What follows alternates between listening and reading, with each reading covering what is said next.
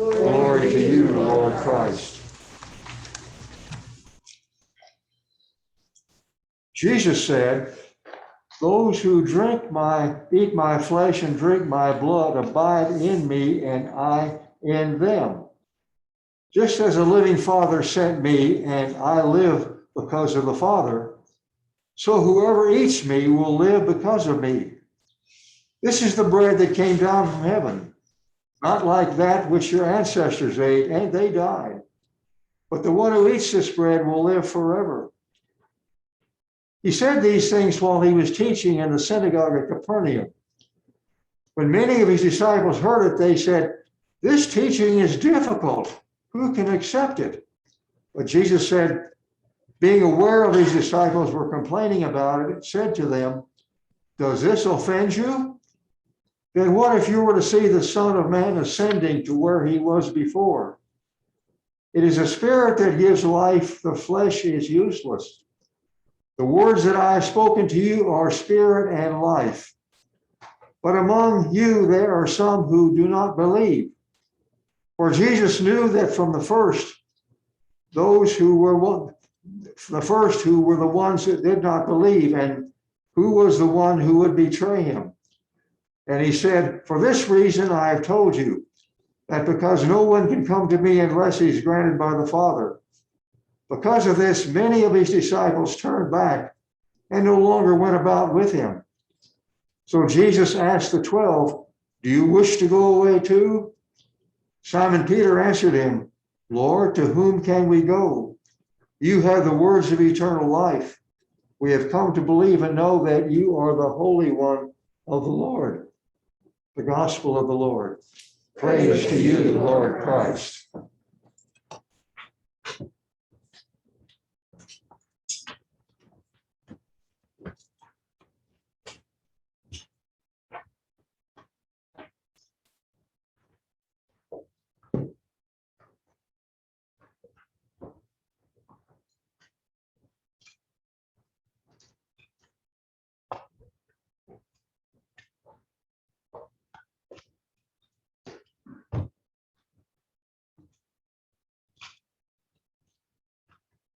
May the words of my mouth and the meditation of each of our hearts be acceptable to thee, O Lord, our strength and our Redeemer.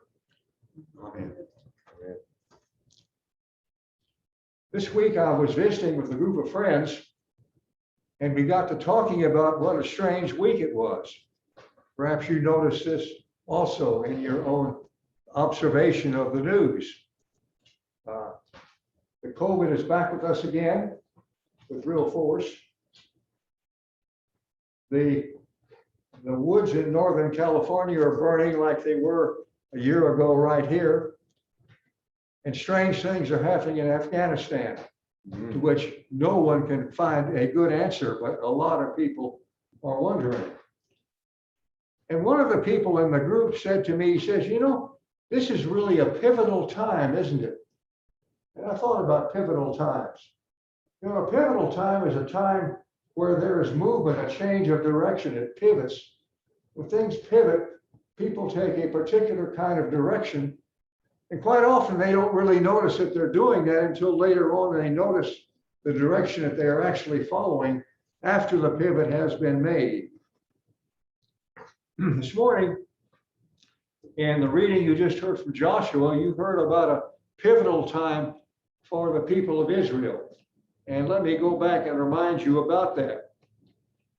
About 3,300 years ago, about 1340 BCE, 1340 BCE, Moses died about the point at which the Hebrew people who've been wandering in the wilderness after their delivery from Egypt found themselves out of the wilderness and about to invade what is now known as Palestine, but they thought about as being the promised land. And what you heard from the reading was a gathering of the tribes of Israel before the invasion under their new leader, who was Joshua. Moses was died. Joshua had been elected leader. Joshua called all these people to the little town of Shechem. Shechem is about where Nablus is now, in the Palestinian territories. And so all the tribes of Israel were gathered around their new leader, who was named Joshua. And they were probably wondering a good deal about what was going to happen next to them. They had a new leader. They were about to invade a country that they had been promised to, but it was a strong country, and they didn't know how their invasion was going to go. And so the 12 tribes that had gone through the wilderness out of Egypt got called together by their new leader, Joshua. And Joshua was asking them, who are you going to follow now? And he wasn't referring to himself. He was referring to what God were they going to take with them into the promised land. And that was a pretty viable kind of a question, because the gods that they had known in Egypt, they had left behind. In the wilderness, they had found a mountain god whom they called Yahweh, which means I am, Yahweh. And now they were about to invade a country who had their own god, whose name was Baal, B-A-A-L, who was a fertility god, which produced offspring in terms of children and cattle and sheep. They were worshiping fertility in the land where they were meeting at Shechem. And so Shechem, in a way, was a pivotal point for the whole story of the Hebrews, because they were deciding, at the instigation of Joshua, exactly who they were going to follow. Now, of course, the Hebrew people had originally been located by Yahweh, by Abraham, followed by Isaac, followed by Jacob, followed by Joseph. And so all that wandering before Egypt had been in the name of Yahweh, the mountain god. But when they were in Egypt, the mountain god was displaced in favor of the gods that were had in Egypt at that time, which meant beyond the river. And so are we going to go back to the mountain god that we knew from our ancestors, that we found on Mount Sinai? Are we going to worship the god in the nation where we find ourselves, Baal? And of course, the people found that was quite a challenge. And the question was for Joshua, their leader, how do we introduce our God, Yahweh, the mountain God, the God I am, creator God? How are we going to introduce our God to the people in Canaan who already have a God, who's Baal? Or when we move in and take the promised land, are we going to adopt the God that we find there? So the question that Joshua was putting to the Hebrew people was, whose God are we going to have now? Are we going to have the traditional God that was Abraham, Isaac, Jacob, and Joseph's God, and the one that Moses introduced us to on the mountain? Or are we going to have for our God the fertility God that we're going to find in the promised land that belongs to the Canaanites, other people than ourselves? And so that was a pretty pivotal time. That was a time when they were going to choose a direction about where they were going to go and who they were going to go with, Yahweh or Baal. And of course, the people in a rousing chorus said, we're going to choose Yahweh, the mountain God that we knew in the wilderness and that our ancestors had known before we went to Egypt.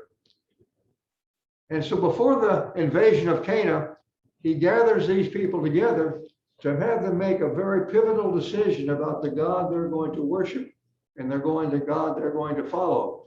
And Joshua says to the tribes of Israel, if you're unwilling to serve the Lord, Yahweh, and that's unpronounceable in the Hebrew tongue. You can't pronounce Yahweh in Hebrew. So it was an unpronounceable God that was being referred to.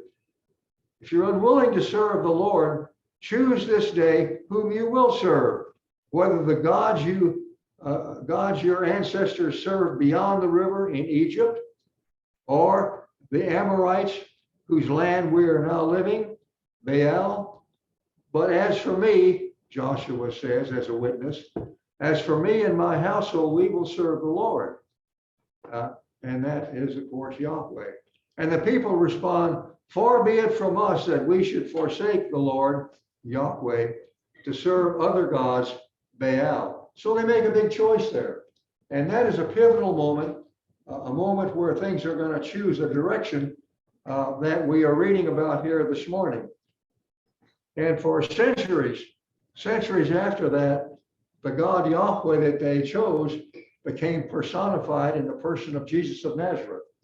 And that was the shape of Western civilization down to our time. So you can see that beginning that invasion of the promised land and following Yahweh led ultimately to Jesus of Nazareth, which brings us right now down to our own time, down to the present moment. And so you might, in your own mind, think for yourself in the course of a pivotal week that we've just been through, which God are you serving now in this particular point in time? Which God do you trust is going to get you and your family and all of us, including me, through the difficult times that lie ahead as a result of flames, disease, and Afghanistan? This morning, I'd like to share with you two alternative kinds of gods that you might be choosing, perhaps not knowing it, or perhaps your neighbors have been choosing it. Your neighbors are not probably found in church necessarily, worshiping Jesus, who is the personification of Yahweh. You might ask yourselves, which one of these two gods you might choose as an alternative. And I'll remind you about the ways in which these two alternative gods have appeared in our own time. About a fourth of the population, as you know, has declined vaccination. Now, I don't know whether you declined that or not, but I can't wait for my own booster shot. I'm ready for a booster shot. I'll get vaccinated with whatever comes along in my own life. But there are many people who are saying, or many, about a quarter of the people are saying, God is my vaccine. Have you heard that one? God is my vaccine. Now, isn't that an interesting way to understand the Lord and Father of Jesus of Nazareth, the God who is the vaccine, which I think means that they're choosing not to be vaccinated because they assume that they're going to be held safe by this God who operates contrary to the way in which science is telling us things really work. If Yahweh, the mountain God, actually created everything, then he created the circumstances that also include things like viruses. And he's not going to come down and be a vaccine, and that's already being proved. That's a false way to understand God as a vaccine. Not so. Get your shot, and if you've gotten it, get a booster when your chances come, and God will be in a better position to help you survive whatever is going to unfold. Now I'll remind you about yet another God that you are perhaps more familiar with now, and that's the God that is involved with climate change. Now, Yahweh, meaning I am, that God is a God that created what is around. And I have to say that I believe, at least, and you may not follow me in this, but I believe that we in perhaps the last 100 or so years have overlooked our role as stewards of creation and have misused creation. And as a consequence of that, we have been defying Yahweh, who is the creator God, and gone our own way. And that is creating what I see to be the precursors to climate change. And last year, you had the experience of what happens when you violate the rules that are laid down for the creation. And you had your own set of fires here, I understand. And right now, there are fires that are worse than that are 4 to the north and a bit to the east of where we are now. And so the question is, are you going to believe that somehow worshiping Yahweh is going to be a better way to save the forests and the climate, or to continue misusing creation in the ways in which we all have done and gotten used to in recent years? I have to say that for myself, I believe that climate change is at least in part a function of human carelessness and lack of stewardship, and therefore it's an alternative to be worshiping Yahweh, the creator by taking care of creation where you live and where I live on the other side of the mountain. And so it makes a difference which one of the gods you're taking into this pivot time. Are you going to be taking the God that is a vaccination? No, I don't think that's a way to go. Are you going to take a God who doesn't make any, for whom creation and the ways in which we treat our world is oblivious? I don't think so. Not a good way to go.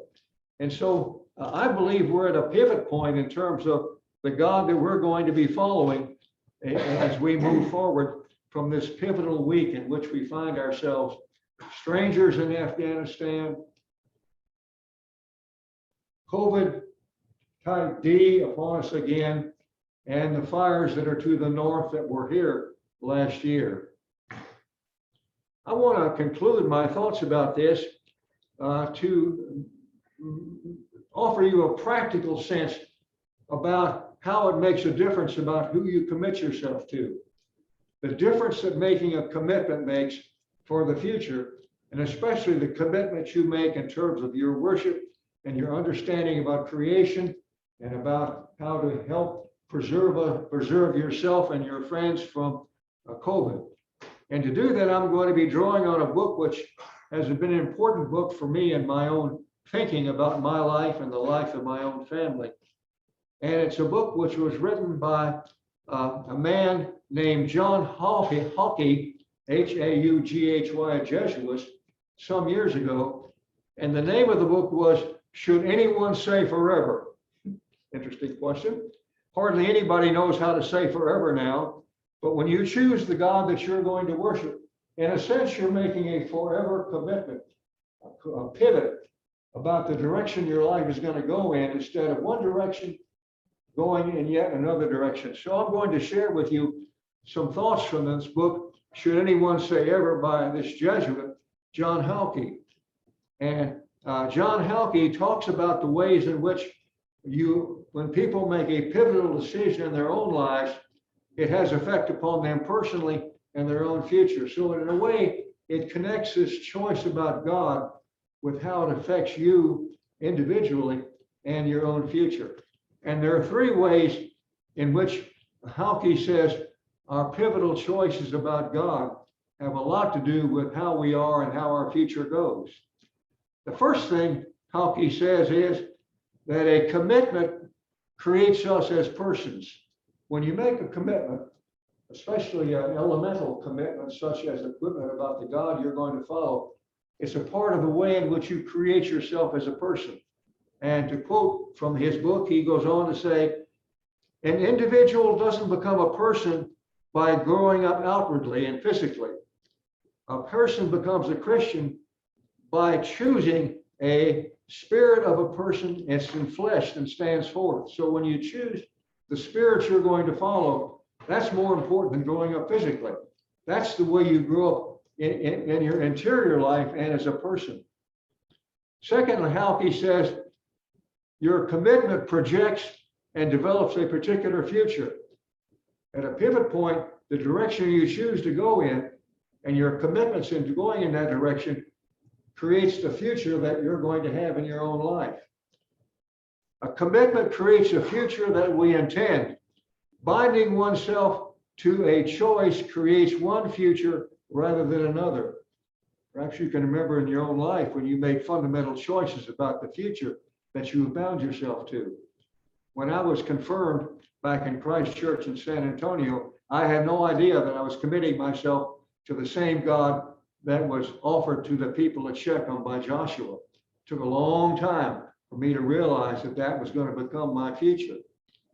And thirdly, Haughey says, commitment fosters growth. A better way of growing has not been discovered than to put down roots.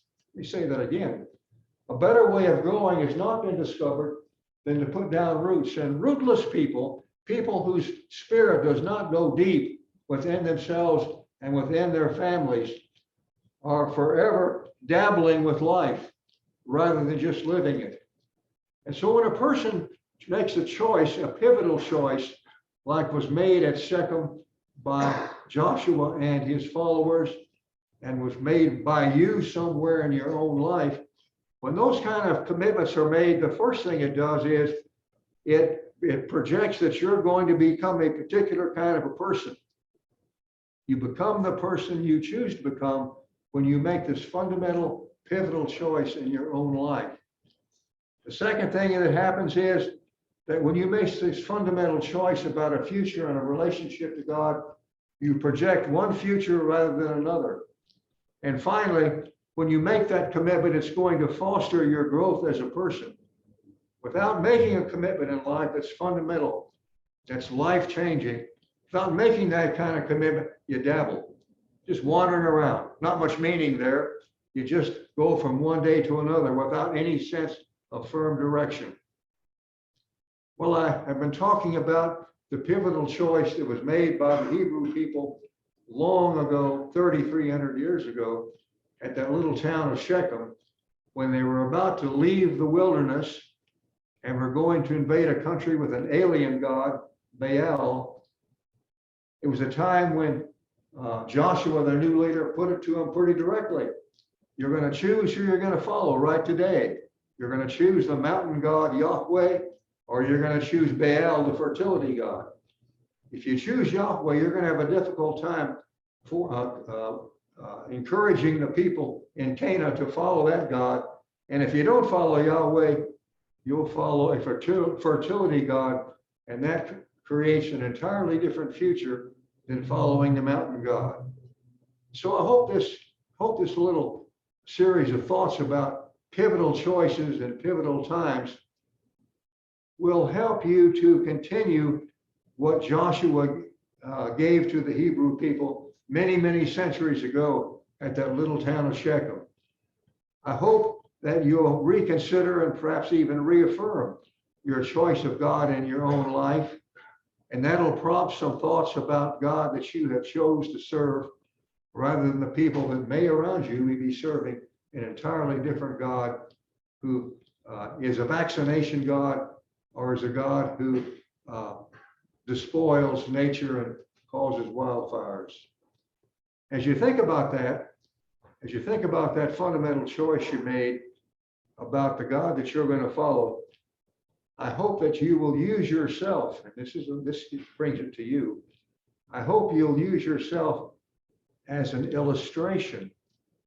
You're the illustration for yourself, an illustration of what Joshua was bringing to the people of Shechem, because it'll create the person you are, and it'll create your future and your direction. And this is a pivotal time that our nation is in and that we're all in right now.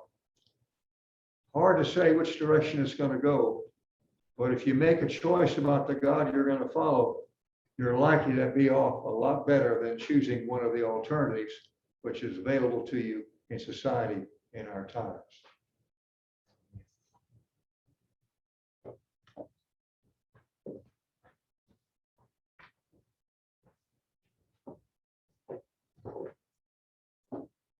Remembering that you are the illustration of the sermon, we'll stop and pause for a moment. You're about to say a creed. You said it every Sunday for most of your lives. When you say this creed, I want you to think about what you're actually saying in terms of your choice about the God that you're